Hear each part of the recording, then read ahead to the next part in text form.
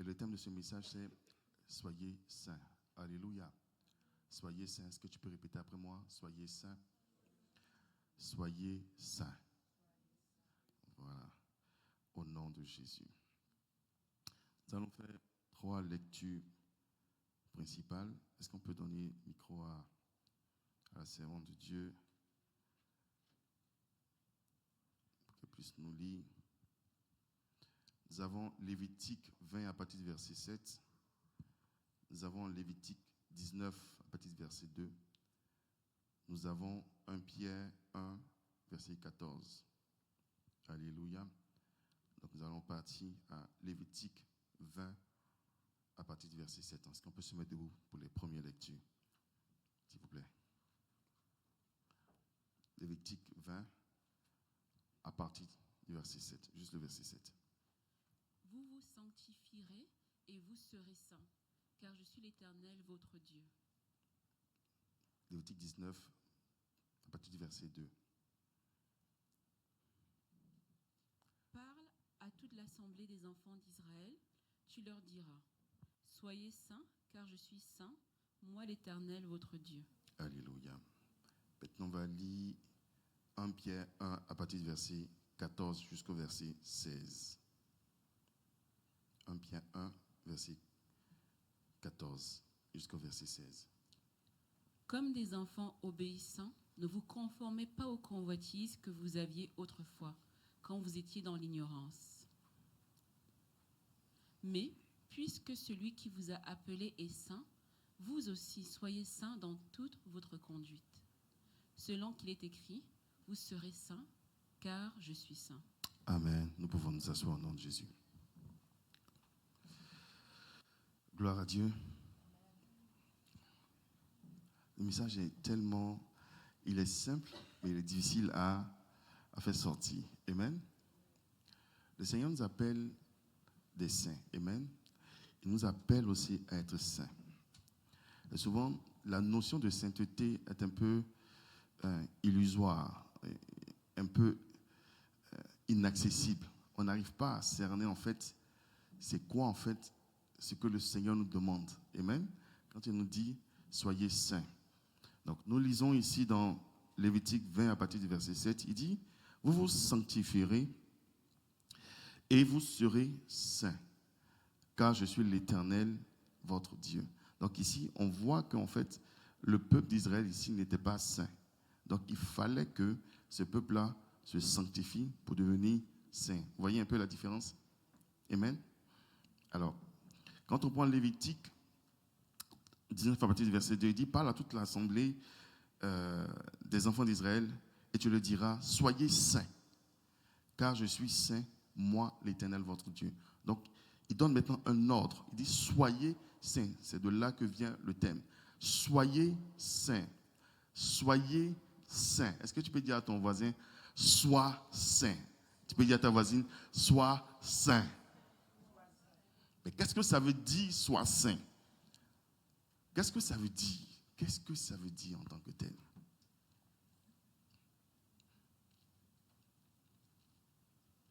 Être saint pour nous, bien-aimés, ce qu'on a comme information, c'est d'abord être chrétien. On s'est dit, mais les enfants de Dieu sont saints. Dieu est saint, donc nous sommes aussi saints. Parce que le Seigneur nous a donné cette sainteté-là. Amen. À la croix, voilà, nous sommes devenus des saints, n'est-ce pas? Dans l'assemblée des saints. Amen. Nous sommes dans l'assemblée des saints. Oui, c'est pas faux, c'est vrai. On a aussi cette notion-là du fait que être saint, c'est ne pas pécher, n'est-ce pas? Celui qui ne pêche pas est saint, n'est-ce pas? Voilà, on a aussi cette notion-là. Et on a aussi la notion du fait d'être loin des choses du monde.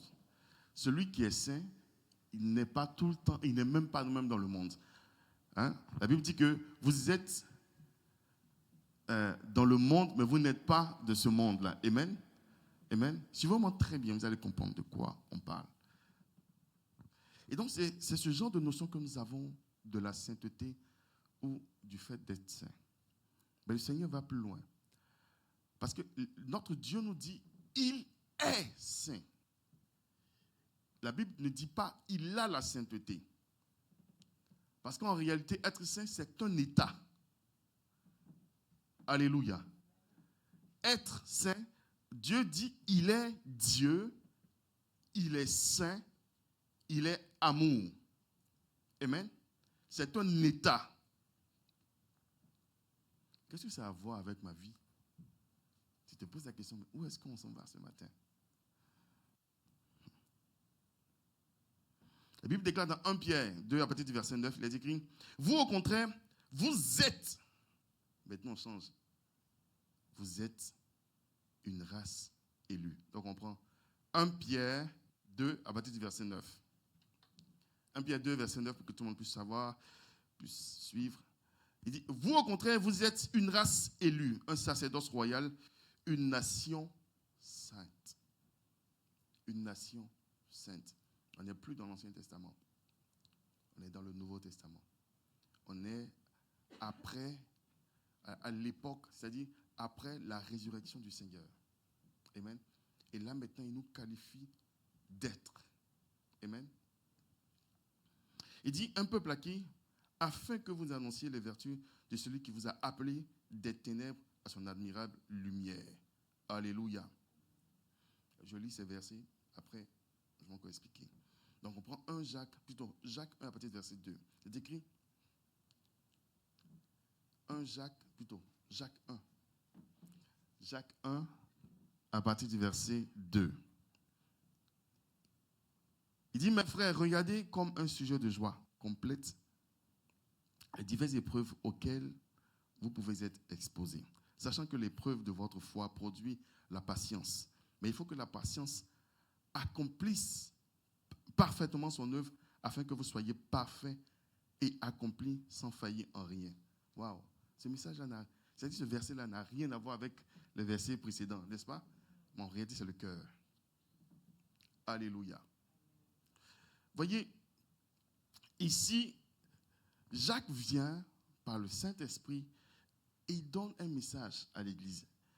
S'il te plaît, si tu n'as pas suivi ce que je vais dire maintenant, tout le reste, tu ne vas pas comprendre. Amen. Voilà. Donc, il donne le message à ses frères. Et il dit quoi? Il dit, en fait, c'est un sujet de joie.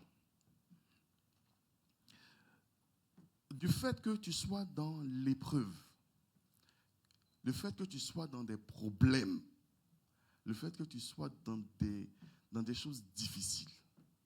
Il dit, c'est une joie. Maintenant, pourquoi? En quoi est-ce que mon problème doit me donner la joie? Alléluia. En quoi est-ce que le problème que j'ai doit me procurer de la joie? Pourquoi?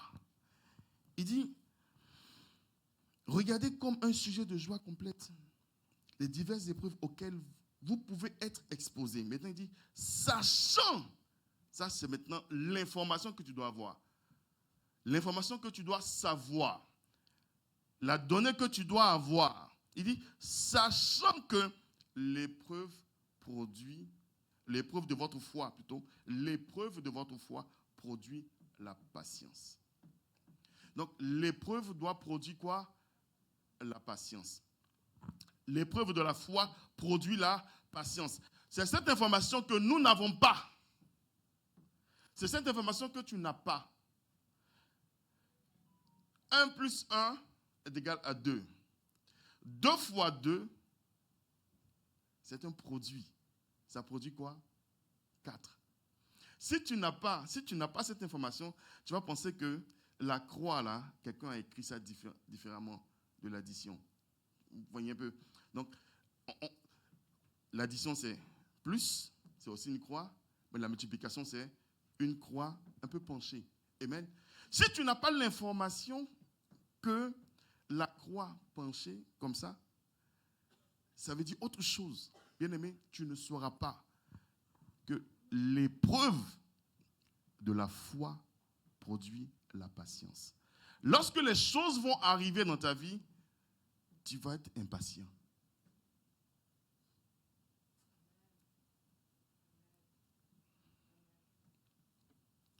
Est-ce que tu me suis? Maintenant, en quoi est-ce que la patience fait quelque chose? On va comprendre. Il dit, regardez comme un sujet de joie complète les diverses épreuves auxquelles vous pouvez être exposés. Il dit, sachant que l'épreuve de votre foi produit la patience. Ça, en mathématiques, là, vous les jeunes, là, en mathématiques, qui est bon en maths ici? Pas qu'ils disent des bêtises. Les gens lèvent même les mains. Voilà.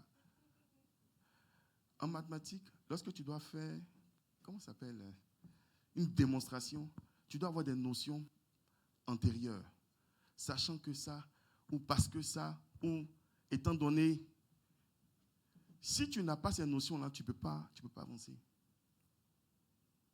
Si tu n'as pas ces notions, si tu n'as pas la notion que, bien aimé, l'épreuve de la foi produit la patience, à chaque fois, quand l'épreuve de la foi va venir, tu seras impatient. Tu vas produire autre chose. Tu vas donner autre chose comme résultat. Donc il dit, mais il faut que la patience accomplisse parfaitement son œuvre. Donc ça veut dire qu'aujourd'hui, si tu as été patient, si on t'a demandé d'être patient, et que tu as été patient aujourd'hui, il faut être encore patient demain. Il faut être encore patient après-demain. Il faut être encore patient. Parce qu'au bout de la patience, à la fin de la patience, il dit, il faut que la patience accomplisse parfaitement son œuvre afin que vous soyez parfaits et accomplis sans faillir, sans faillir en rien. C'est compliqué encore. Hein? J'explique. Lorsque tu commences à être patient, la patience est produite par quoi? Par la foi, par l'épreuve de la foi. Donc l'épreuve va venir mettre en difficulté ta foi. L'épreuve de la foi, on doit tester ta foi. L'épreuve vient tester ta foi. Ça vient mettre en difficulté ta foi. Et lorsque tu comprends cela, tu dis, ok, je dois garder ma foi. Lorsque je garde la foi, ça produit quoi? La patience. Je garde cette foi aujourd'hui. Demain, l'épreuve encore arrive, je garde la foi. Après-demain, je garde la foi. Et ça produit quoi? La patience. Et lorsque la patience est accomplie parfaitement, lorsque tu es resté dans le temps avec ta foi, sans faillir en rien, c'est là que tu peux avoir maintenant les résultats. Alléluia. Mais qu'est-ce que ça a à voir avec la sainteté? Qu'est-ce que ça a à voir avec Dieu qui est saint? On arrive. Mais il dit au verset 4, mais il faut que la patience accomplisse parfaitement son œuvre, afin que vous soyez parfaits et accomplis. Quand on parle d'accomplissement, ça veut dire exaucer, sans faillir en rien. Alléluia. Ok, mettez ça en parenthèse encore. Une autre notion. Celui qui n'a pas la foi a le doute en lui, n'est-ce pas? Si tu n'as pas la foi, ça veut dire quoi? Ça veut dire que tu as le doute en toi, n'est-ce pas? Celui qui n'a pas la foi a le doute. Amen. Et le doute pour Dieu est un péché grave. C'est un péché grave. C'est très grave. Et c'est comme si tu tuais quelqu'un. Quand quelqu'un doute de Dieu, c'est comme s'il est en train de tuer, il est en train de faire un crime. Alléluia. Donc, le premier point que tu dois avoir, c'est que le doute est un péché grave vis-à-vis du Seigneur. Celui qui doute, la Bible dit que celui qui doute ne peut rien avoir du Seigneur. Impossible. Parce que c'est trop grave. Dieu ne peut rien faire. Il ne peut absolument rien faire. Il ne peut rien faire.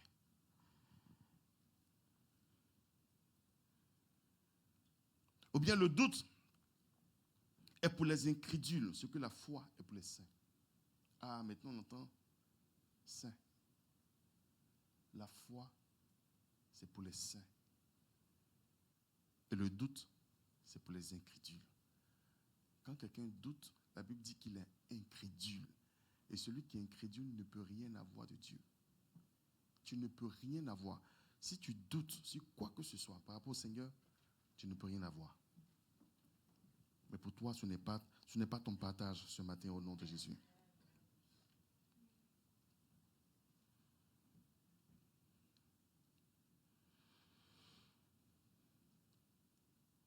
Il y a quelque chose que tu dois savoir. Celui qui... Je vais prendre le verset, puis on va continuer. Amen.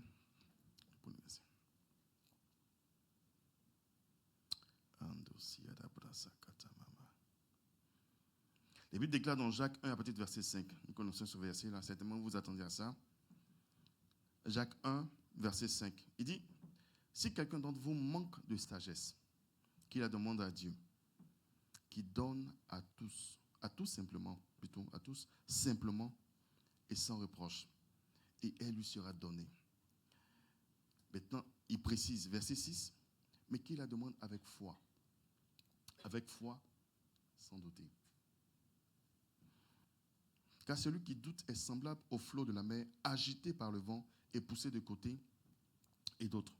Qu'un tel homme ne s'imagine pas qu'il recevra quelque chose du Seigneur. C'est-à-dire, il ne faut même pas imaginer. Non, mais le monsieur est méchant. Hein? Il dit, il ne faut même pas penser que tu vas recevoir quelque chose de Dieu. C'est difficile, n'est-ce pas? Est-ce que ce n'est pas difficile? Maintenant, comment faire pour ne pas douter? Est-ce que tu doutes de ton habit?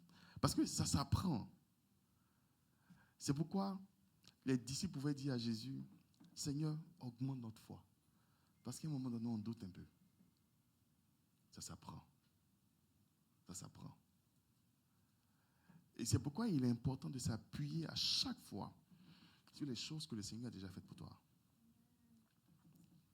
C'est ce qui alimente ta foi. C'est ce qui rend plus fort ta foi.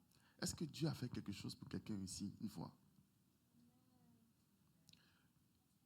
Mais la circonstance, ce que tu vis présentement est difficile. Et donc tu ne sais pas comment Dieu va te sauver, n'est-ce pas?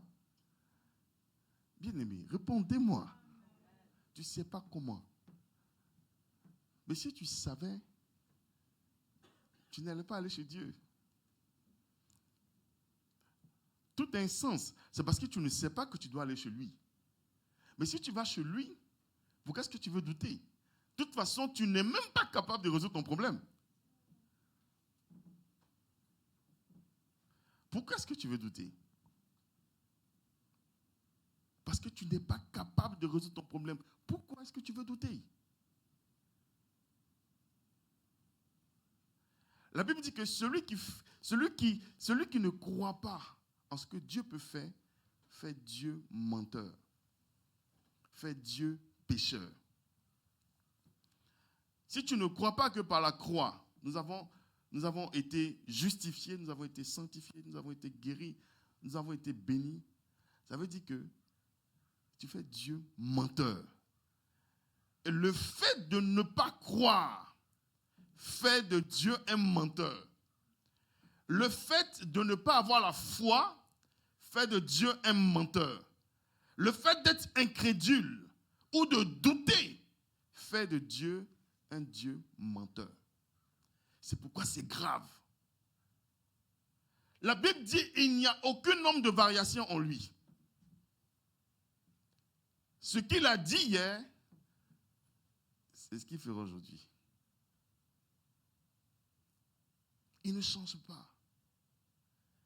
Et c'est ça qui fait de lui un saint. C'est ça qui fait de lui saint.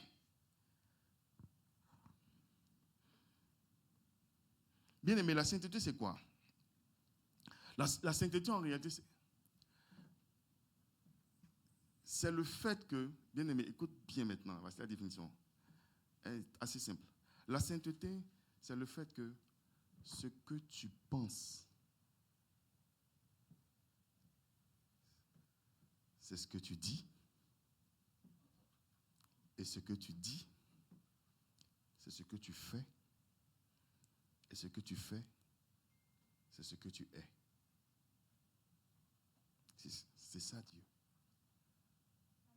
Il a pensé, il a dit. Quand il a dit, il a agi. C'est ce qui fait de lui son action, ce qu'il est. Celui qui n'est pas saint, celui qui n'est pas droit, il pense quelque chose et dit autre chose. Si on te dit aujourd'hui que tu es saint, ça veut dire que ce que tu penses, c'est ce que tu dis. Qu'est-ce qu'on dit? On dit que Satan est un menteur. On a Bible te dit que lorsqu'il vient te dire bonjour, il faut regarder autour de toi pour savoir s'il fait vraiment jour. Et même s'il fait jour, regarde si c'est un bon jour. Parce que c'est le sens qui est là. Bonjour. Amen. C'est ça en fait. En lui-même, Satan, il n'y a que le mensonge. Il n'y a que la duplicité. Et lorsqu'il vient vers toi, il te demande, est-ce que Dieu a réellement dit? Mais ce qu'il est en train de dire cache une autre pensée. Il veut te faire chuter, c'est pourquoi il te pose la question. Mais lorsque Dieu te dit, vaillant héros, tu es réellement un héros ou une héroïne. Tu es réellement ça. C'est-à-dire qu'il n'y a pas d'autre chose à côté. Et lorsqu'il te dit, il est celui-là qui va te délivrer, il va te délivrer. C'est ça en fait la sainteté de Dieu. Alors, lorsque nous croyons en Dieu, et ce que nous pensons de Dieu, c'est ce que nous proclamons, nous sommes saints.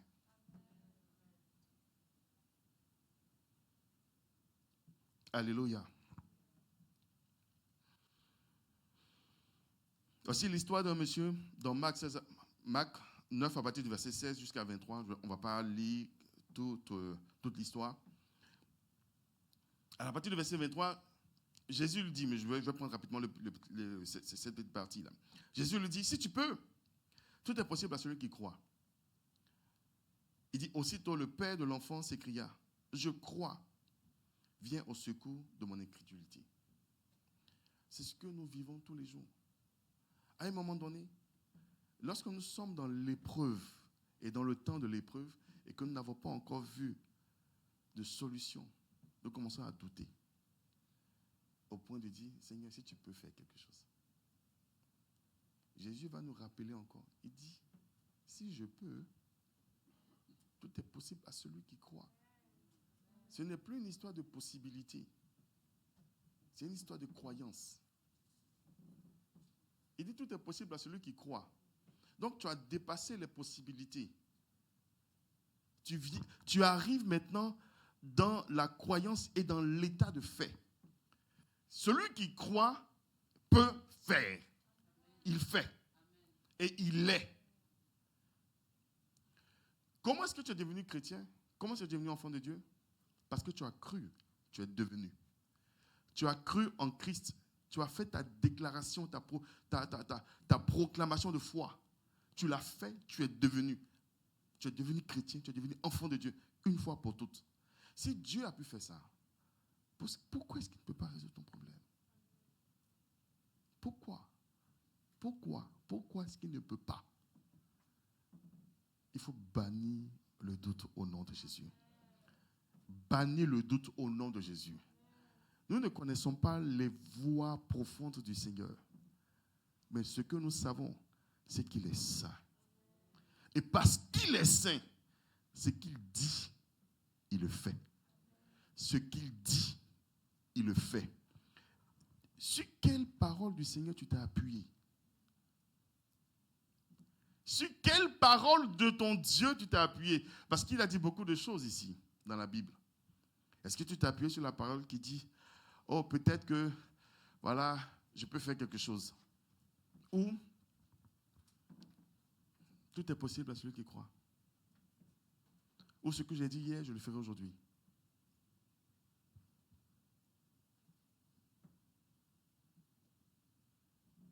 Il faut que, bien-aimé, la patience teste ta foi.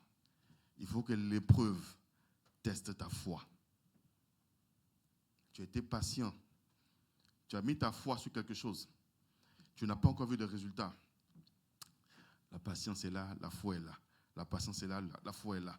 L'épreuve est là, la foi est là. L'épreuve est là, la foi est là. Tu dois tout le temps veiller sur ta foi.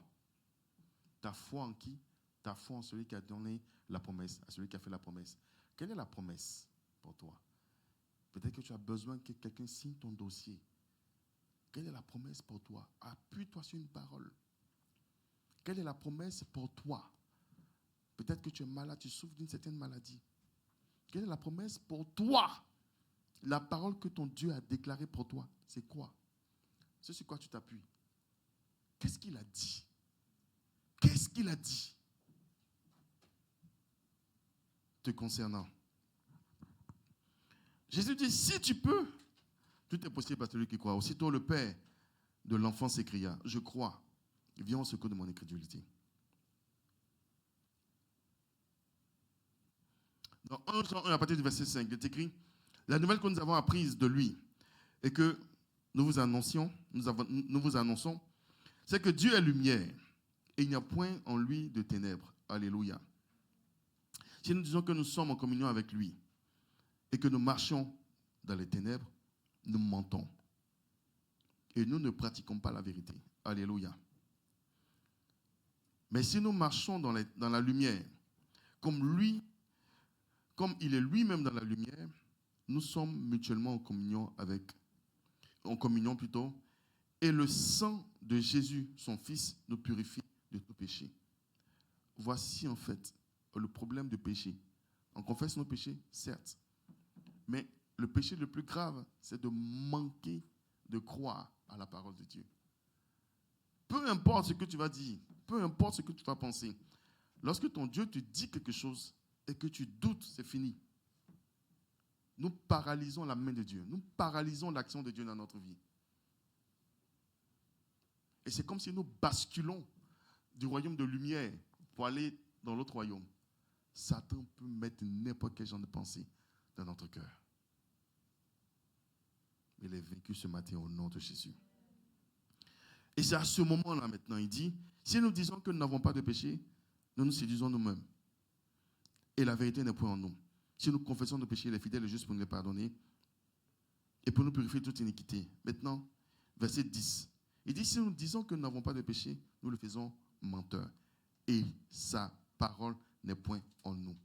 Regardez un peu ici. On ne fait que répéter ce verset-là chaque matin lorsque nous prions, n'est-ce pas? Il dit, si nous disons, verset 10, si nous disons que nous n'avons pas de péché, nous le faisons menteur et sa parole n'est point en nous. Quand tu renverses, quand tu retournes, ça veut dire quoi? Il dit, sa parole est en nous et c'est pourquoi il n'est pas menteur. C'est-à-dire, à chaque fois que la parole de Dieu est dans ton cœur, Dieu n'est plus menteur. Je ne sais pas si vous me comprenez.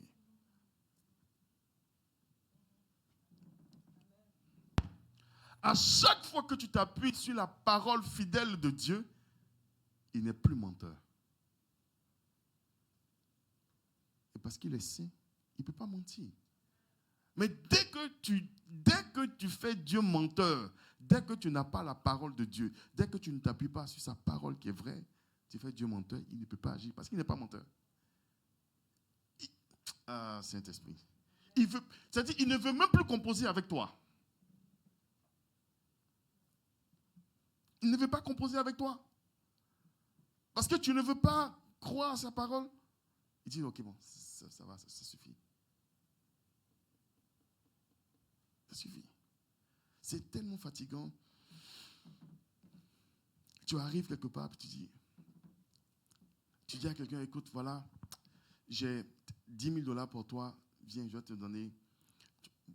Voilà, quelqu'un a fait, par exemple, un accident, on suppose. Hein. C'est un exemple assez bizarre. La personne a fait un accident. Et tu arrives, toi tu es un bon médecin, chirurgien et tout. Et tu as même ta clinique spécialisée. Il a fait un accident, tu dis, ok, bon voilà, reste tranquille. Je vais faire venir mon ambulance. Ils vont te prendre, ils vont t'envoyer dans ma clinique. Je vais te faire l'opération et puis on va, voilà. Il dit, non, c'est pas la peine. Laisse-moi ici, je vais mourir. Il dit, mais pourquoi? Pourquoi est-ce que tu ne veux pas croire? Ça, c'est juste une petite opération. Mais si tu restes ici pendant peut-être 5 heures ou 10 heures, tu vas juste mourir.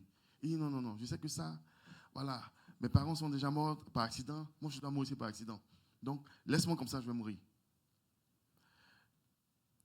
Et celui qui est médecin, chirurgien, à un moment donné, il va essayer de le convaincre. Vous comprenez? Il va insister, il va insister, il va insister. Mais si le monsieur ne veut pas, qu'est-ce qu'il va faire? Il va le laisser. C'est tellement fatigant de voir que les chrétiens, ils ont des problèmes. Mais leur problème là, leur besoin, c'est petit par rapport à Dieu. Et lorsque Dieu vient te donner sa parole, tu dis, ah, est-ce que c'est possible? Est-ce que c'est possible? Est-ce que tu peux faire? Est-ce que tu peux faire? C'est fatigant pour Dieu. C'est fatigant pour notre Dieu d'essayer encore de nous convaincre. Il dit, mais je l'ai fait déjà. N'ai-je pas fait des choses dans ta vie? Il n'y a personne ici là qui n'a pas vu la main de Dieu. Il n'y a personne. N'ai-je pas fait? Pourquoi ne suis-je pas capable de faire encore aujourd'hui? Pourquoi est-ce que tu me fatigues avec ça? Sois saint. Sois saint. Sois saint. Ça veut dire qu'il faut penser comme ton Dieu. Comme Dieu est saint, pense comme lui. Il a dit, il va faire. C'est fini, il va faire. Il va faire. Celui qui est saint est automatiquement intègre. Parce que quelle que soit la circonstance qui arrive, il va dire non, non, non, je ne change pas. Je ne peux pas changer. Non, non, non. Je sais, il a déjà fait, il a dit, ce qu'il a fait hier, il est capable de faire aujourd'hui, donc il fait, fini. Bien-aimé, tu deviens inébranlable. C'est vraiment un enseignement. Hein? Je veux que cette notion-là reste dans ton cœur. Le fait d'être saint, c'est de mettre sa foi en Dieu. C'est de faire en sorte que, quel que soit ce qui arrive, tu prends la parole de Dieu et tu la mets devant toi. Cette parole-là, tu la mets dans ta pensée. Et c'est cette parole que tu vas confesser. Et parce que tu l'as confessée, elle va agir dans ta vie. Et parce qu'elle agit dans ta vie, tu deviens maintenant le résultat. C'est ça être saint. Donc quand le Seigneur te dit, mais écoute, ne participe pas à ces choses. Si tu participes à ces choses bizarres, tu vas être corrompu. Mais tu crois à cette parole, tu la mets en toi, tu la mets dans ta pensée. Et à la fin, tu ne vas pas participer à ces choses. Être saint, c'est pas non, non, je veux fuir le péché. Non, je veux faire ça. Non, c'est pas, tu ne peux pas à toi-même. Tu ne peux pas. Tu ne peux pas. Qu'est-ce que ton Dieu dit par rapport à ça? C'est cette parole que tu dois prendre. Qu'est-ce que ton Dieu dit par rapport à ta condition? C'est ça que tu prends.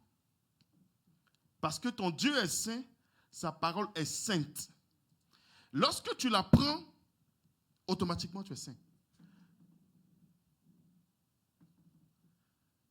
Tu ne peux pas prendre 2, 3 autres versions. Non, non, non.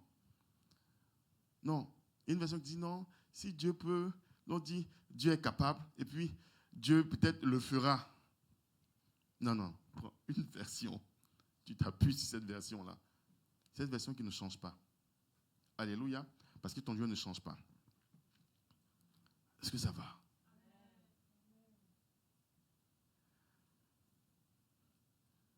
Il dit, si nous disons que nous n'avons pas de péché, nous le faisons menteur et sa parole n'est point en nous. Il faut que la parole de Dieu soit en toi pour ne pas faire Dieu menteur. Parce que les gens regardent notre vie et ils disent, voici ça. Les gens, ils disent, un grand Dieu, regarde comment leur vie est. En fait, nous faisons Dieu menteur. Pourquoi? Parce que sa parole n'est pas en nous. Parce que si ta parole est vraiment en toi, on va voir les fruits. Celui qui ne doute jamais obtient tout de Dieu. Il faut dire la vérité, on doute beaucoup. Et à chaque fois que nous doutons, nous basculons automatiquement. À chaque bien-aimé, la Bible nous a déjà montré ça.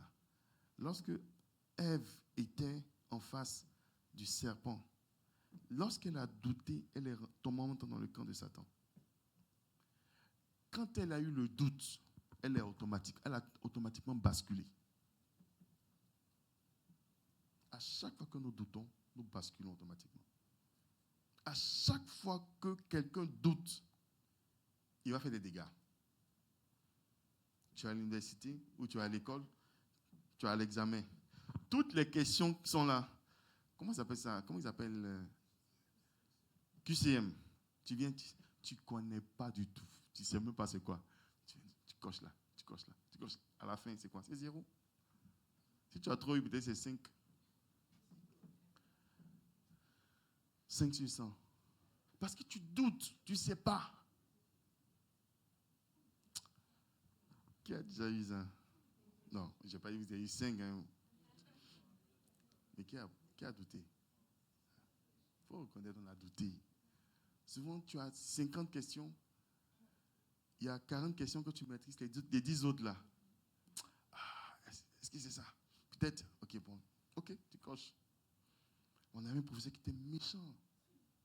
Quand tu ne le trouves pas, il te fait -1. Oh, mais j'ai dit, mais laisse les choses comme ça. Parce que tu vas encore lever. C'est ce qui se passe avec le Seigneur. Une fois que tu doutes,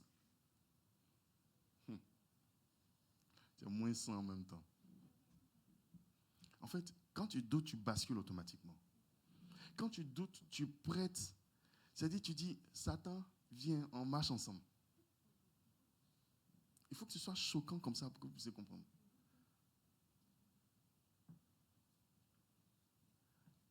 Et c'est pourquoi, si d'aventure un doute venait ou une pensée bizarre arrivait, ne fais absolument rien. Mets-toi à prier. Mets-toi à prier. Seigneur, viens et agis. Fais. Fais. Tant que je n'ai pas reçu ta direction, je ne fais pas autre chose. Viens et agis au nom de Jésus.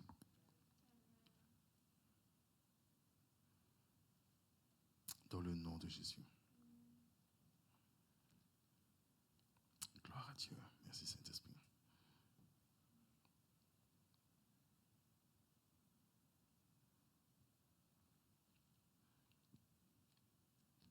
En grand 2, le deuxième point, c'est que notre Dieu est saint. Alléluia.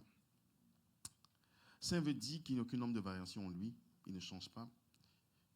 Il ne varie pas. On peut dire ça, il est inchangeable et il est immuable. Amen. Alors, ce qui se passe, c'est quoi? C'est que à chaque fois que nous cherchons, nous partons vers la sainteté, bien aimé, à chaque fois que nous courons vers le Seigneur, qu'est-ce qui arrive?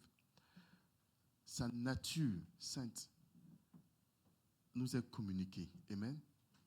Parce que notre Dieu est saint. Normalement, un homme enfante un homme, un humain. Un humain enfante un humain, n'est-ce pas? Lorsque la Bible dit que nous sommes enfants de Dieu, nous devons au fur et à mesure ressembler à notre Dieu. Amen.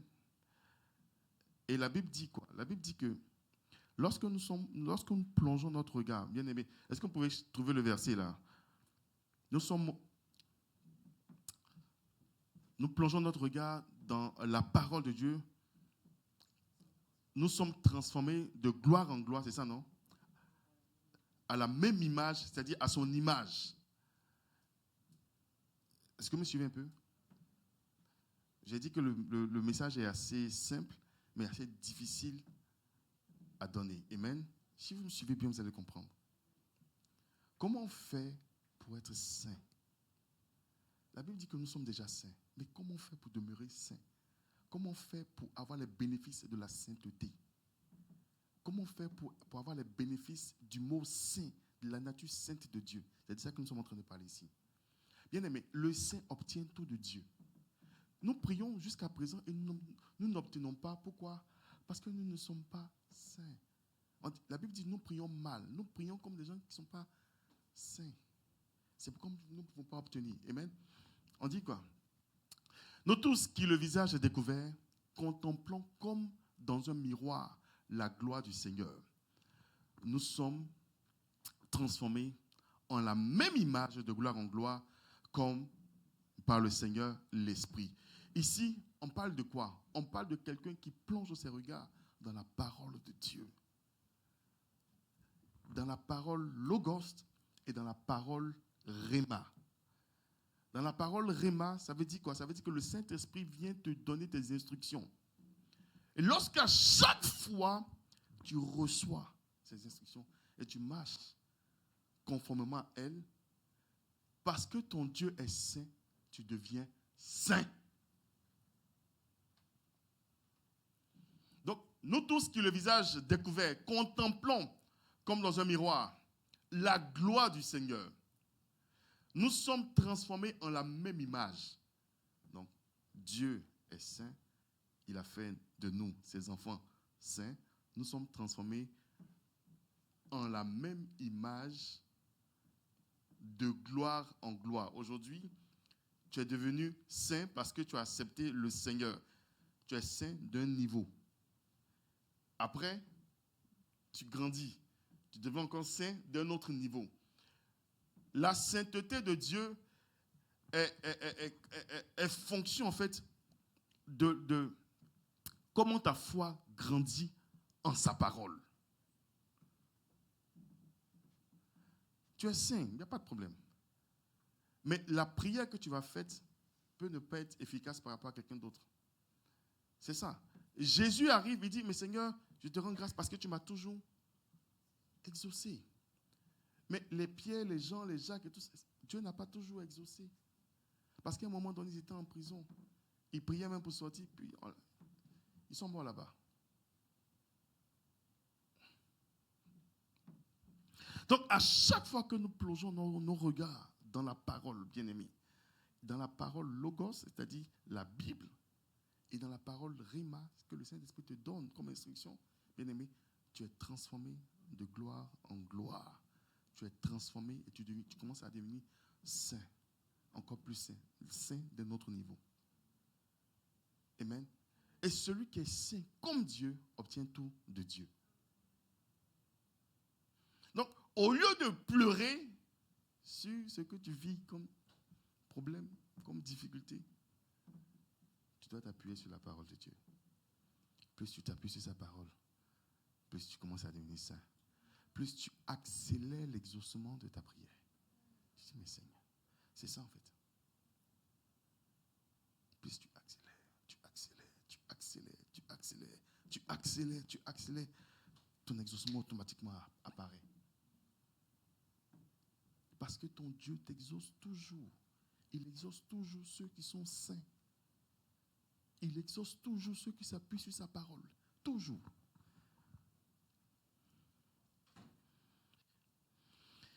Il veut qu'aucun nombre de variations ne puisse exister.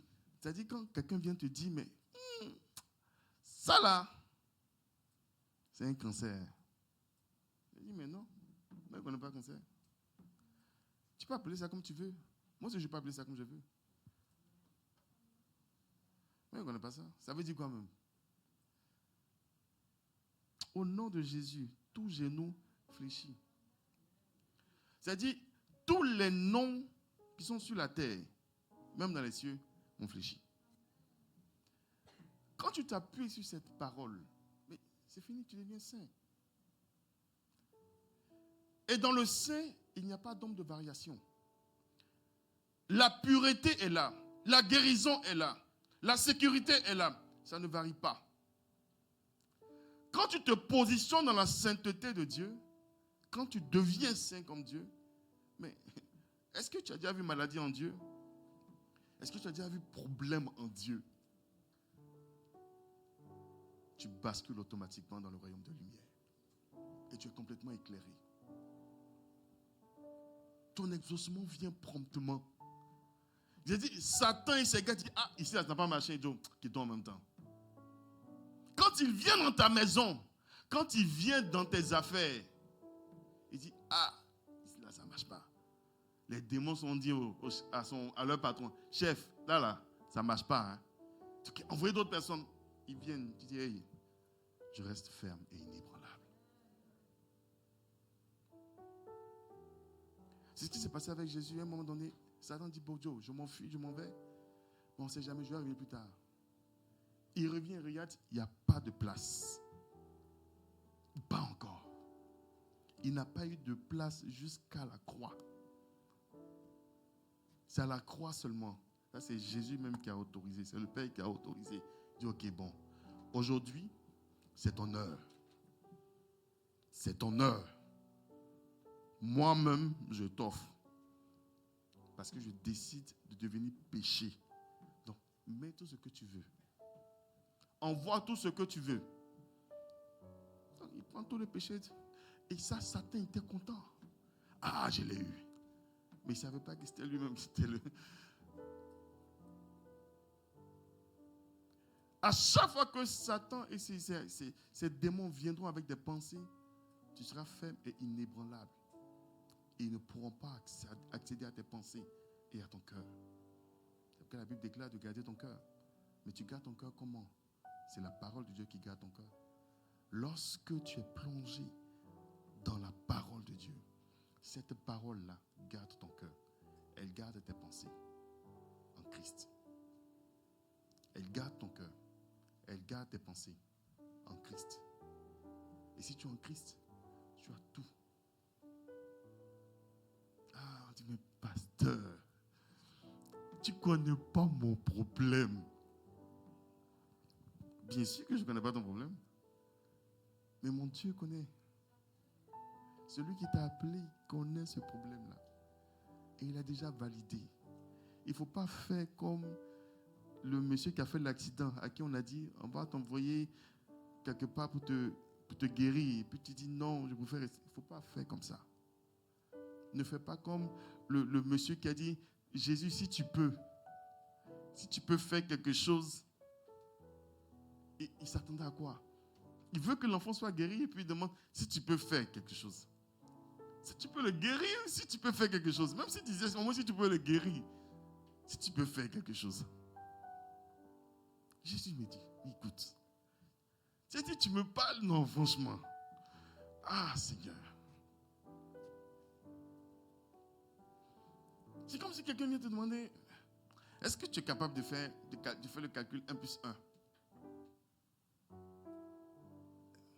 Si tu peux, est-ce que tu peux calculer 1 plus 1? Est-ce que tu peux calculer 1 plus 1? Répondez. Si tu peux, est-ce que tu peux, s'il te plaît, calculer 1 plus 1? Dis-moi, comment ça si je peux? Comment tu peux me poser la question de savoir si je peux calculer 1 plus 1? Vous voyez comment Jésus était fâché, quoi. Dis, mais tout ce que j'ai fait jusqu'à présent, tu n'as pas vu. J'ai un doctorat en mathématiques. Et puis tu me poses la question de savoir si je peux calculer 1 plus 1. La Bible dit que Jésus est plutôt la résurrection et la vie. Et tu lui poses la question de savoir s'il est capable de guérir quelqu'un qui est malade. Mais lui, il est la résurrection et la vie. Et tu lui demandes, est-ce que je suis capable de guérir quelqu'un qui est malade? Il n'a qu'à mourir d'abord, puis tu vas voir. Je ne sais pas, bien-aimé, bien-aimé, bien-aimé. Le Seigneur t'emmène à une autre dimension. Tu n'es pas n'importe qui. Tu dois garder la foi. Quelle que soit l'épreuve, bien-aimé, c'est petit comme ça. C'est petit. Quelle que soit la difficulté, c'est petit. Il faut dire c'est petit. C'est petit. C'est pas encore quelque part, c'est petit. C'est pas parce que ça traîne. Non, c'est petit. Il y a des gens qui ont 38 ans, ils avaient leur problème. Quand Jésus apparaît, il dit, hey, lève-toi. Il y a toutes ces 12 ans, les gens ont fini leur argent. Allez voir des médecins partout. Toi, ton problème, ça fait combien de temps? Ton problème là, ça fait combien de temps? Est-ce que ça fait 5 ans? Ça fait 12 ans? Ça fait 38 ans? Non. Même si ça fait 100 ans. La Bible dit que c'est l'ancien des jours.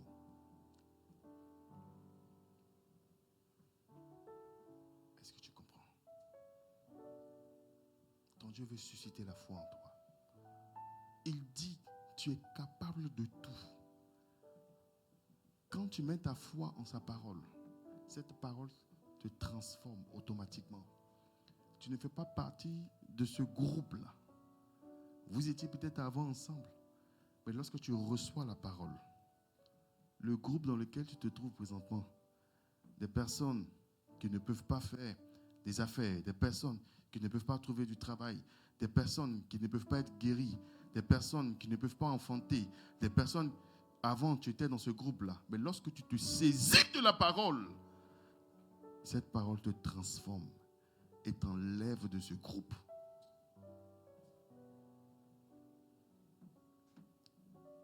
Parce que tu es saint. Parce que tu es un sacerdoce royal. Parce que tu es un peuple acquis. Parce que tu n'es pas comme les autres.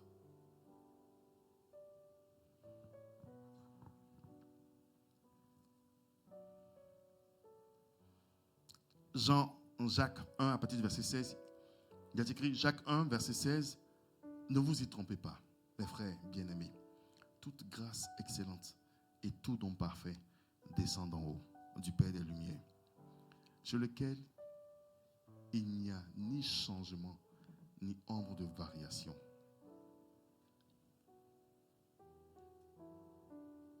Il n'y a pas de changement. Ton Dieu ne change pas. Ce qu'il a dit hier, ce qu'il va faire aujourd'hui.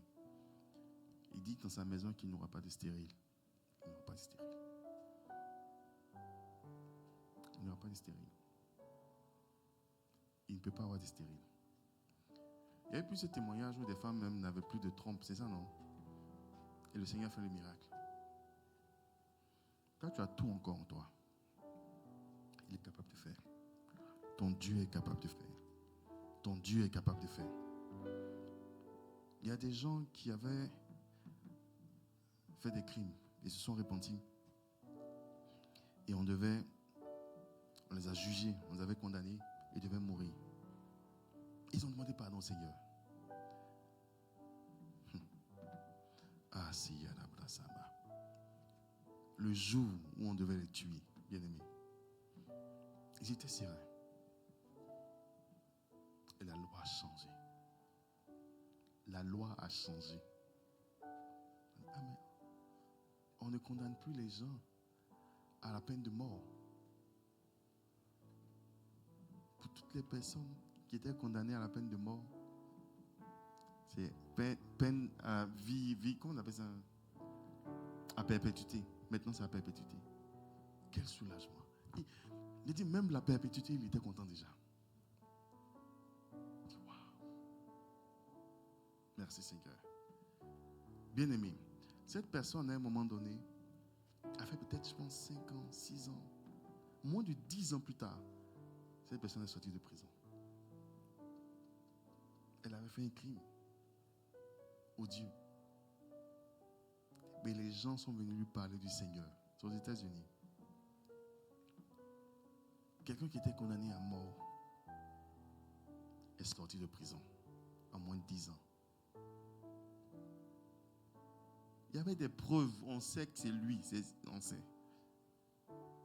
Vous dites ce que Dieu est capable de faire, bien-aimé. Toi, tu as fait quoi pour que ton Seigneur ne puisse pas t'aider? Qu'est-ce que tu as fait? Qu'est-ce que tu as fait? Tu as fait ce que Paul a fait? Paul, tout le monde sait.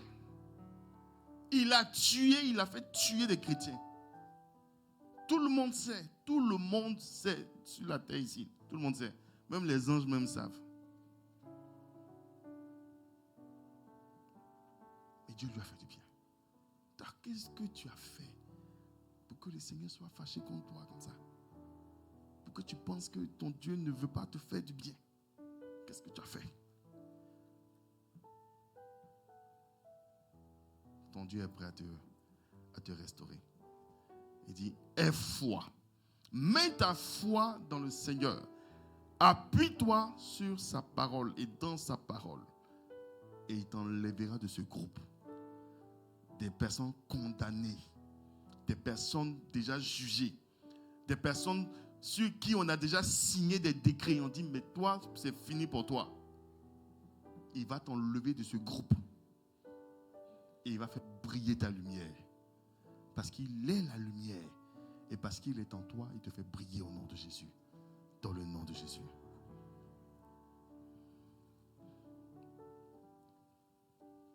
Ton Dieu est saint. Ça veut dire quoi? Là, nous allons mettre debout et nous allons prier. Ça veut dire que ce qu'il dit, plutôt ce qu'il pense, c'est ce qu'il dit. Ce qu'il dit, c'est ce qu'il fait. Et ce qu'il fait, c'est ce qu'il est. Et c'est ce que ton Dieu veut pour toi. Il faut arrêter la duplicité. Il faut arrêter la duplicité, bien-aimé. Il faut arrêter. Seigneur, tu peux faire. Aujourd'hui, tu viens. Ça, on trouve ça beaucoup en Afrique, surtout même en Côte d'Ivoire. Les gens viennent à l'église et puis ils ont un petit canari à côté. On ne sait jamais. Ils viennent à l'église et puis ils ont des bagues. Bagues de chance. Ils ont des colliers ou des... Comment on appelle ça? Mais un autre nom. Des gris-gris à la hanche.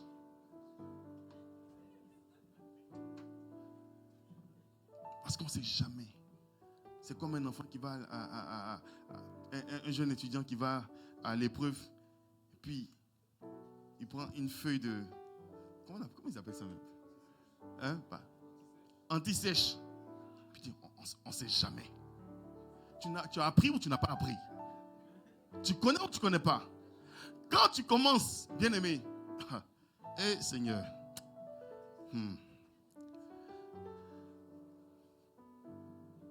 quand tu commences à mettre anti-sèche à côté, bien-aimé, toi-même, tu deviens confus. Tu es confus, mélangé. Satan apparaît en même temps, il envoie la confusion.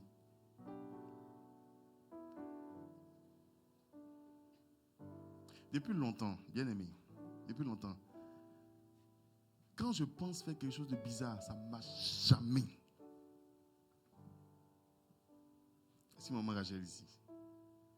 Si je fais quelque chose, c'est droit. Et puis, les circonstances viennent et puis c'est un peu... Genre, je veux... C'est fini en même temps. Ça ne marche plus. Donc, ça là, je sais. Si tu viens vers moi, tu fais des choses bizarres, ça ne va pas marcher. Il faut te rassurer en même temps. Ça ne peut pas marcher. Ça ne va pas marcher. Et j'ai fait une prière au Seigneur. Et c'est cette prière-là qui me suit jusqu'à maintenant. Si je ne suis pas droit, ça ne marche pas. Si je ne suis pas clean, ça ne marche pas. Il n'y a pas de reverse. Tu ne reviens plus en arrière, c'est fini. Je prie dans le nom de Jésus. Que le Seigneur nous monte. Que ton cœur soit clean au nom de Jésus. Quand tu dis Seigneur, me voici, vraiment tu te présentes. Je prie dans le nom de Jésus. Que la sainteté de Dieu envahisse notre vie complètement. Que ce que tu penses soit ce que tu dis. Que ce que tu dis soit ce que tu fais réellement. Et ce que tu fais, que tu le deviennes au nom de Jésus-Christ de Nazareth. Tu vas lever la voix, tu vas prier. Tu vas dire toute source d'impureté, toute action qui t'éloigne de la sainteté de Dieu, de la nature de Dieu, de la nature vraie, sainte de la parole de Dieu. Que toutes ces sources soient consumées par le feu du Saint-Esprit. Bien-aimé, tu vas chasser au nom de Jésus tout ce qui peut t'empêcher de marcher dans la sainteté de Dieu. Parce que tu as tout intérêt à être exaucé. Tu as besoin de marcher dans cette sainteté-là pour être exaucé. Élève la voix maintenant et prie au nom de Jésus.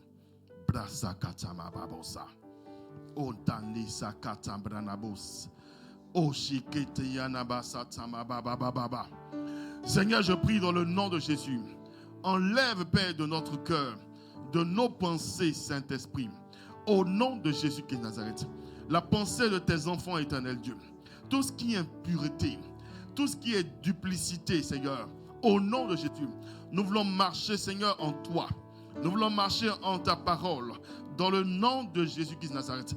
Être comme toi, saint, Seigneur. Ce que nous disons, Père, au nom de Jésus, c'est ce que nous faisons au nom de Jésus. Parce que tu es saint, Père, nous sommes saints au nom de Jésus. Et parce que tu es bon, Père, tu nous exauces au nom de Jésus. Papa, tu ne t'éloignes pas de nous, Papa. Tu ne t'éloignes pas de nous. Seigneur, tu as dit dans ta parole, la prière du juste, la prière du saint est d'une grande efficacité. Pas la prière de celui qui vient à toi, mais la prière du juste, la prière du saint est toujours efficace. Est toujours efficace. Est toujours efficace. Est toujours efficace. Seigneur, nous ne voulons pas multiplier des paroles comme les pharisiens. Nous ne voulons pas faire des veillées en un point fini. Nous ne voulons pas faire des jeûnes en un point fini. Nous voulons juste élever la voix vers toi et te dire, Seigneur, nous te rendons toute la gloire. Nous te rendons la grâce parce que tu nous exauces toujours. Parce que tu nous exauces toujours. Seigneur, par notre engagement en toi, tu brises, Père, toujours. Et tu nous exauces. Tu annules tous les décrets qui nous catégorisaient au nom de Jésus, qui nous mettaient, Saint-Esprit, dans le plan de Satan, dans un plan de destruction. Tu annules au nom de Jésus, pour ton Église et pour ton peuple, Père. Tu nous rends féconds, tu nous guéris, tu nous transformes au nom de Jésus-Christ de Nazareth. Tu nous fais croître en toi, dans le nom de Jésus. Disana katama brasama, rinko toma shitana brabosa, deshi katama yamaba. Bien-aimé, je vais te dire quelque chose. La Bible déclare que la gloire de Dieu, c'est de cacher les choses au roi.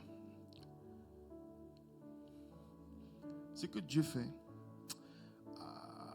Seigneur, parce que notre Dieu bien-aimé, parce que notre Dieu est saint, notre Dieu est prévisible.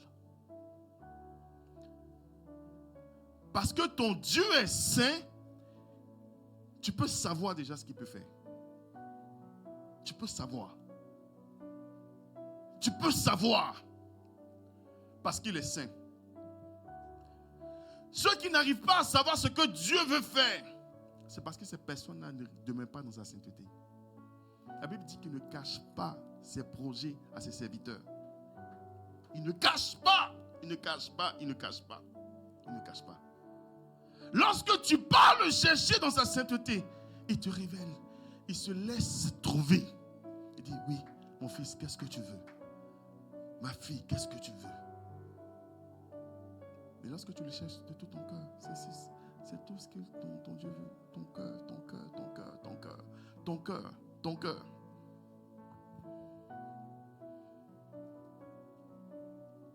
Il dit la gloire de Dieu, c'est de cacher et les choses. Et la gloire des rois, c'est de sonder les choses.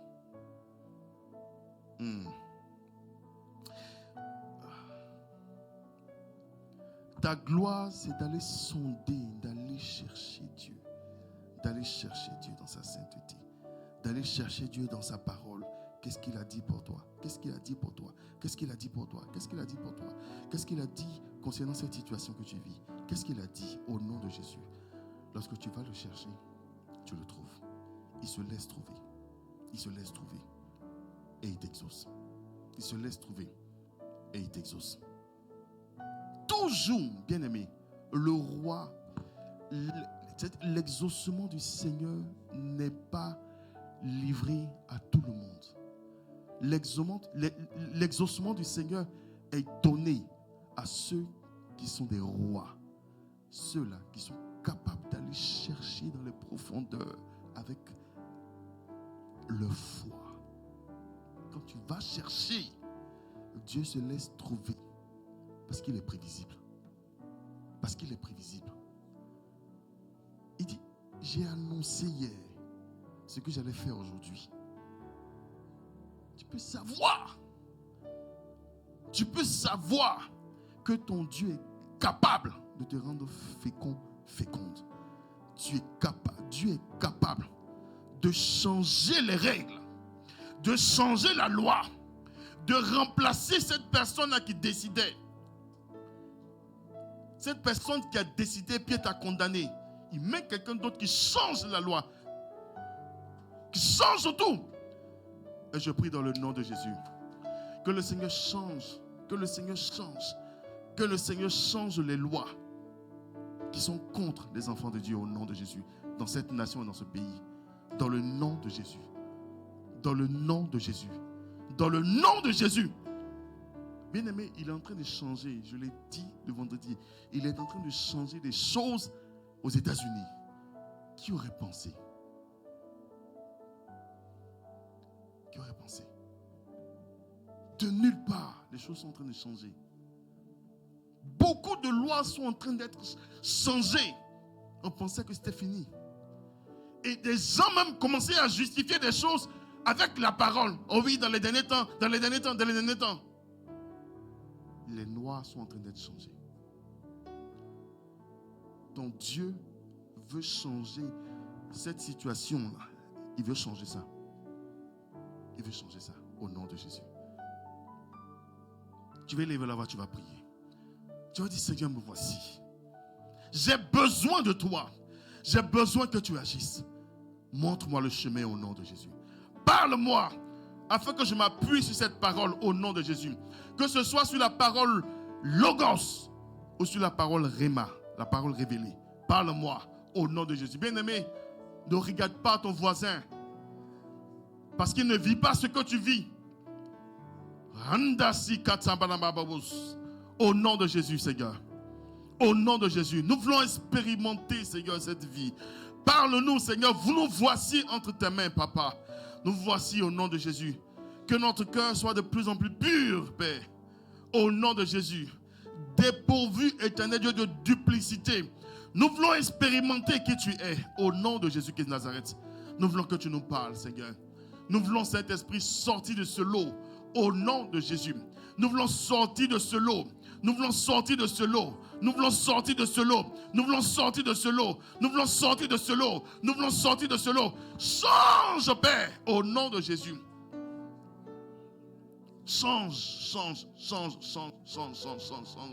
Change et fais du bien à ton église. Fais du bien à ton église, papa. Fais du bien à ton église au nom de Jésus. Bien-aimé, il faut que tu pries. Il faut que tu pries. Il faut que tu pries au nom de Jésus. Dosa katabrana baba sata. Kindo mana brasa na babo satama. Desa nakata mama mama. Ende se koto mani nana brasi kata mama. Romba si kati yana bashe keta yana. Plus tu deviens saint, plus l'amour de Dieu prend le contrôle de ton corps, de ta vie, de ton cœur. Au nom de Jésus. Kanda si kata brana bababas. Hinda si kata mama mama. Hindo shoko masi yana brasa mama. Dans son nom kati bana satama. C'est alors que tu peux maintenant triompher. C'est alors que tu peux triompher. La Bible déclare dans 1 Jean 5 à partir du verset 3. Il dit car l'amour de Dieu consiste à garder ses commandements. Et ses commandements ne sont pas pénibles. Parce que tout ce qui est né de Dieu triomphe du monde. Et la victoire qui triomphe du monde, c'est notre foi. Verset 5. Qui est celui qui a triomphé du monde? Sinon celui qui croit que Jésus est le Fils de Dieu. Quand tu crois en la parole de Dieu, par la foi, tu triomphes toujours du monde. Tu triomphes toujours du monde. Tu triomphes toujours du monde. Au nom de Jésus. Que le Seigneur te donne d'être plus que vainqueur au nom de Jésus. D'expérimenter cela. Car il est écrit que tu es déjà plus que vainqueur. Mais que tu puisses expérimenter cela au nom de Jésus qui Nazareth. Amen. Que le Seigneur nous bénisse.